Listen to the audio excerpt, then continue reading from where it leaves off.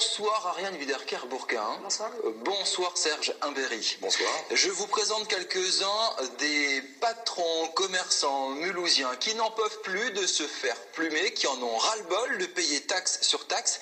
Ils se sont regroupés au sein d'un collectif, les Pigeons de Mulhouse. Ariane, est-ce que vous avez l'impression d'être en pigeon encore ce soir? Aujourd'hui, on a réussi à obtenir plus ou moins gain de cause. On va tout expliquer. C'est ça. L'idée est plutôt technique, ça s'appelle la cotisation foncière des entreprises. Et cette CFE vous a assommé. Vous, votre entreprise, vous, commerçants et beaucoup d'autres patrons autour, et vous en aviez ras-le-bol de payer ça à la M2A, c'est la communauté d'agglomération de Mulhouse, donc c'est vraiment au niveau local. C'est quoi cette CFE? Ça coûte combien? Ça vous a pompé de combien, Serge? Alors cette CFE, en fait, à la base, elle a été prévue pour remplacer la taxe foncière. La taxe professionnelle, oui, d'accord, des entreprises. Au début, effectivement, l'année dernière, 2011, sur une de mes sociétés, je payais 570 €, d'accord.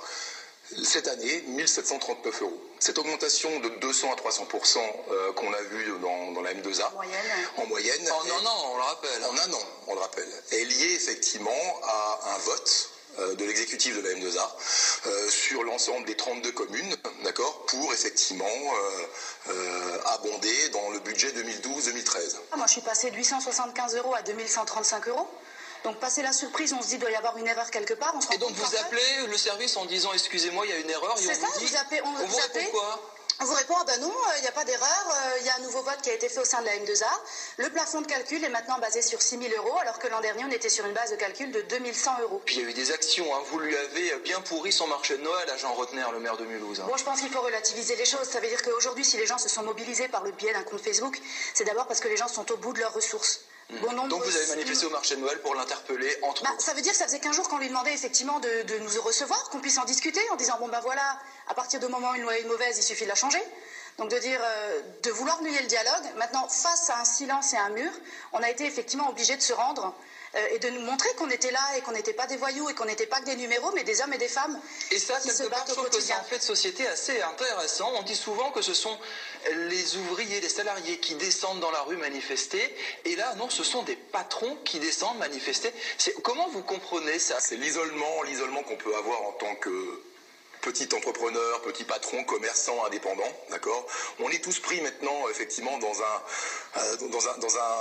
temps de travail qui a explosé depuis 2-3 ans. On fait tous 70, 80 heures pour la plupart de travail dans la semaine. On a beaucoup de charges, on a une pression fiscale, on a une pression aussi personnelle. Et là, on va vous dire, oui, donc, vous êtes patron, donc vous êtes riche, et maintenant vous allez nous dire combien vous gagnez à la fin du mois après 70 heures de boulot. Alors écoutez, ça dépend pour les meilleurs d'entre nous. Le problème n'est pas là, on ne peut pas confronter l'entreprise à effectivement... Et là, le patron, la langue de bois, il ne veut pas nous dire combien de temps... Non, ça n'a rien à voir. Le problème qui se pose maintenant, c'est que vous avez beaucoup d'entrepreneurs qui ne peuvent plus se payer de salaire. Voilà, c'est un problème collectif. Ouais. Ça veut dire qu'on a le cas de gens qui maintiennent des salaires parce qu'ils sont liés affectivement aux salariés qu'ils emploient.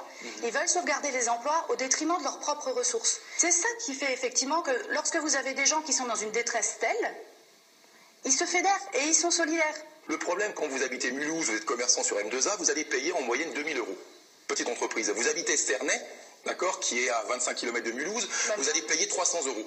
Est-ce que vous trouvez que c'est bénéfique pour l'ensemble du bassin mulhousien que les entreprises qui peuvent déplacer ou délocaliser aillent effectivement sur Cernay plutôt que de rester dans la M2A? Je vous pose la question aussi. C'est aussi une Et ça, quand vous posez la question en élu local, qu'est-ce qu'il vous répond?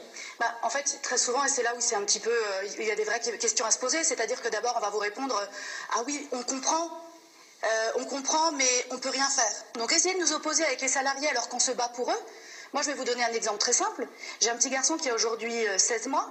Lorsque je l'attendais, les médecins m'avaient demandé de rester alité. J'avais 18 de tension et je travaillais.